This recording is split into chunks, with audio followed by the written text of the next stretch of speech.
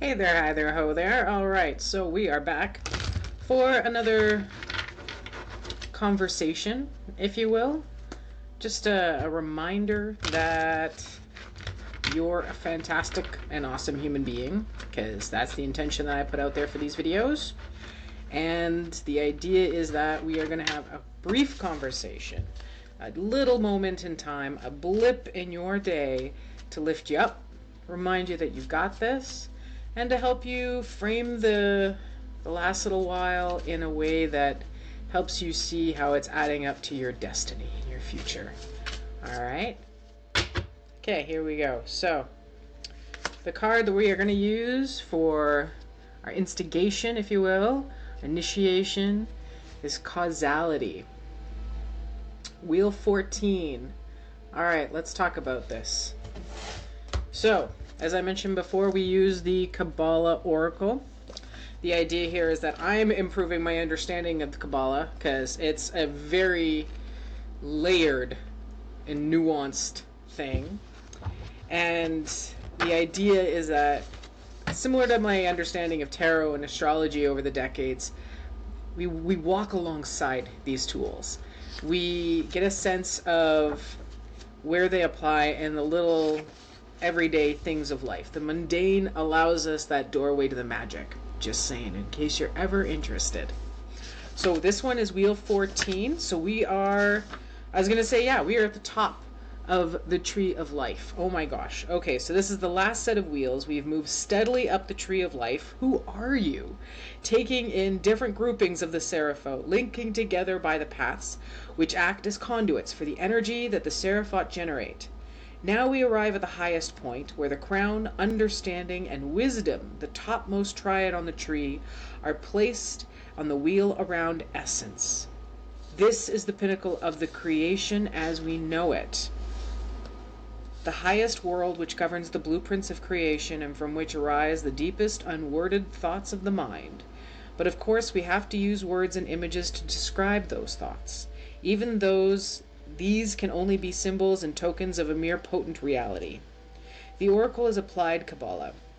These images help to guide us and to seek answers to both spiritual and more mundane questions. Ah, yes. Because it's the big is the small, the macro is the micro. Alright, Causality. Let's bring this up here. I was going to say, and it is the last card. Okay, so coming to the end of a cycle, you have been able to take a lot of different experiences, and I would say this is many years of experiences and imprints from positive, negative, all sorts of things we would throw labels at, but really this is a rich life experience coming to a culmination where you get to go, okay, thank you for that version of me. Which is a pretty incredible thing when you think about it, right? To be able to be in a position where you're able to go, okay, cool, all right, I'm ready for a whole new, and I mean a whole new, version of yourself that you've been planting seeds up until this time. So kudos and congratulations. First off, for getting here. Let's talk about this Oracle card. Okay, so what is causality? The philosophers may argue over its absolute nature, but we know something at least of its capabilities. It multiplies and disseminates as it manifests within time and space. It can only be known by its products, which are reflected in the myriad hues of existence, and these change like the shapes of clouds blown by the wind through the sky. Oh, my friends, if you only knew the love affair I have with clouds. We don't look up enough. That's what I think. Alright, so interpretations. If we look at life tasks, it's not enough just to keep going. You need to examine why and how the situation has arisen, period. That we find ourselves here. This gives us a chance to master it rather than being driven by it. Say that again. We need to examine why and how the situation has arisen so that we can get a chance to master it rather than being driven by it. So let's take the time to reflect, create space to consider, even when you're in the middle of an activity. And perhaps it is time to shake off your old ideas. Right? Train's about to depart. Are we taking everything, including the kitchen sink? Right? Like, are we trying to take everything with us? I know I try to take people with me all the time, right? Oh, absolutely. They'll totally be able to get this. You know, I was trying to explain to somebody what happens when we evolve, when we elevate. And the favorite way I had it described to me, I read this somewhere, it was just absolutely fabulous, because it just, it sticks in and it comes in every time like I want to talk about it. It's like switching radio stations, all right? We are moving through the frequencies, right? Because everything is energy. And as we shift through the frequencies, we get this opportunity to kind of get static in between the stations, right? It's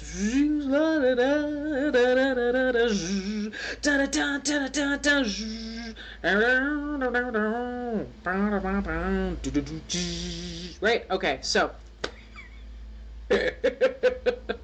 as it goes with us in life, we hit a new station. We are transmitting a different frequency. We are on another playing field, right? So what's going to happen to those that are still in the same frequency that we just left? Things get a little staticky. Our understanding, the nature of our friendships, of our relationships, the nature of how we talk to each other. All of a sudden you're like, right? When something happens and you're like, I didn't know that about you. Oh, I see you in a different way. I see this. So that's why it's so important for us to take a look at the situation. Because, again, what do we want to take with us? So let's break this apart. And that's why I love this. I'm like, how do you try to explain to somebody the nuances that you're trying to work with? This is all abstract, right? This is the way I like talking with my hands. So here we are at the culmination of a life experience. We are at the top of a particular cycle. We are about to step over the threshold into the new cycle, okay? We need to understand how the situation that got us to this particular aspect of our development and culmination of personality as it was to what it will be, to the point that we're able to go, cool, I'm good with this, moving on, thank you very much. Fascinating, right? Because if we, let's look at this, if we decide to not question. Okay, so we're simply going to say, hey, thanks for the memories, moving on.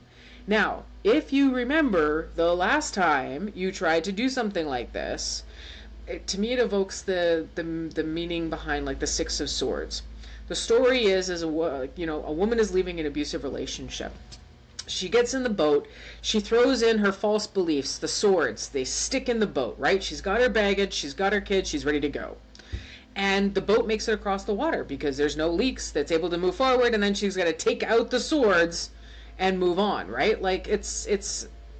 We have to tell ourselves stories in order to justify certain things as we're moving through growth and development, right? Because the way that we understand things, our deepening of an understanding only comes once we're in it. At the moment, when we are transitioning, we have these superficial layers of stories that we're slapping on so that we can have some sense of familiarity and comfort to where we're going, because that is how the brain and the humanity works. As we go, okay, brilliant, I'm heading off to total unknown.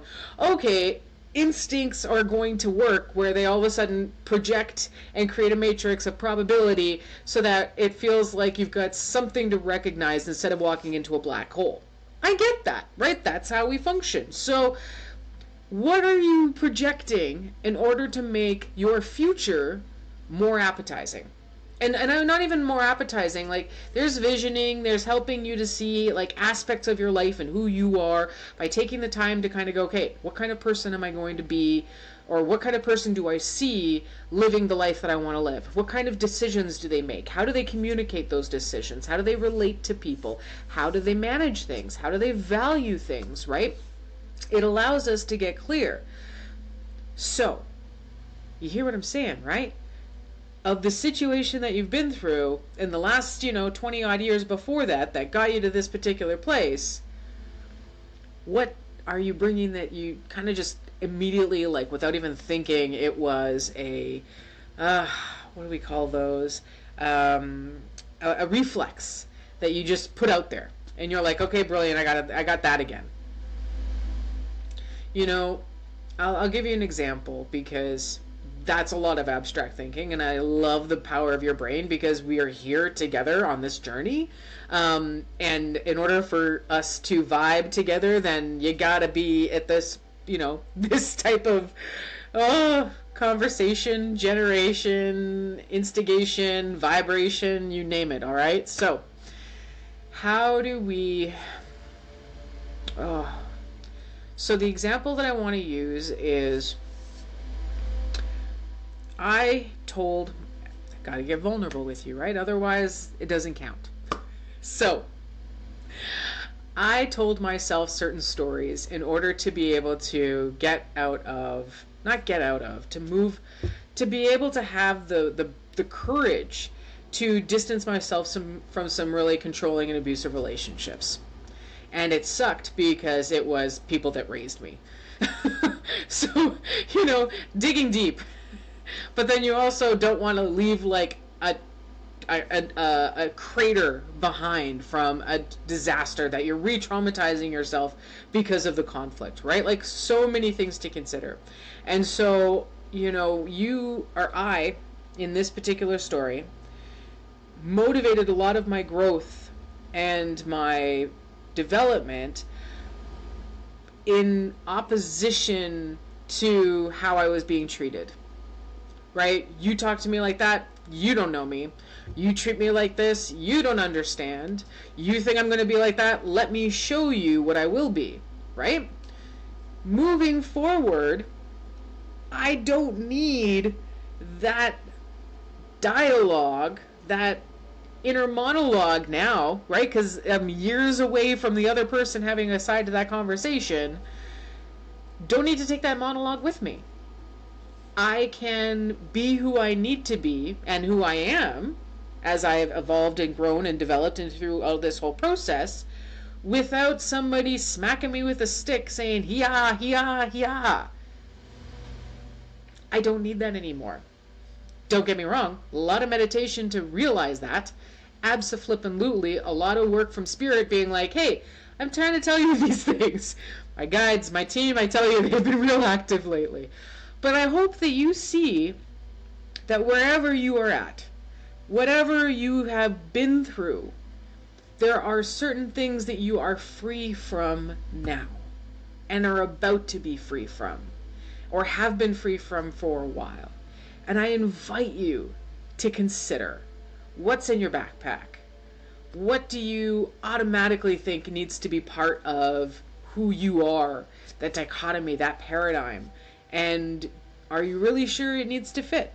Because you're probably squeezing out some really amazing spaces that you could be holding for new experiences that are going to be way better than anything you've ever experienced thus far.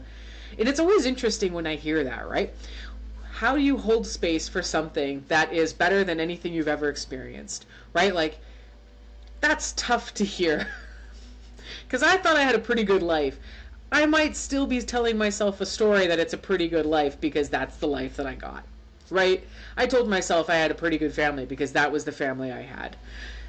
Life has a way of showing us where we are wrong, and I welcome, and that's, I think, where I come to now when I hear that statement, because I welcome the opportunity to be proven wrong. I would love for Spirit and Universe and Source to be able to go, hey, Stace, you thought life was awesome. Hold my beer, right? Like, well, coffee these days. Well, you know what I mean? Like, hold my mocktail. Like, hold the phone. You have no idea what's ahead of you, because the life that you've experienced up until now is still very much only a fragment of the rainbow of possibilities that could be. So, yeah, this pep talk got interesting. And like I said, it's not the easiest thing in the world that I just talked about. Like, let's take some time over the next couple of days to let this sift through, to let us move and think and walk along with these ideas so that we're better able to integrate them, find our authentic alignment, and ultimately come out of this freer, funner, happier, lighter, more at peace with ourselves, eh? I don't know. I'm Canadian. Okay. Well, this has been interesting, and we're already at like 14 and a half minutes. So thank you for your time today. and joining me on this grand adventure. And yeah, the book is by Cherry Gilchrist, if you're ever interested. We're going to continue to work through these oracle cards to talk about all the different aspects, but ultimately similarly to the major arcana in tarot, right? We're going through a universal storybook, a universal pathway to development that allows us to figure out where we are in particular processes and aspects of our journey, because we're all reading the same book, just in different chapters, different orders of pages, and sometimes different directions on the page, right to left, left to right. You never know, right? So yeah. Anyway, enough about that. Hope you have a great day. I am sending you all my love, because that is how this train is powered. And I ultimately want you to feel like you have a sense of love and compassion for yourself, because I have found that that is a much more enjoyable journey than the alternative. Okay? Mwah. Until next time. Bye.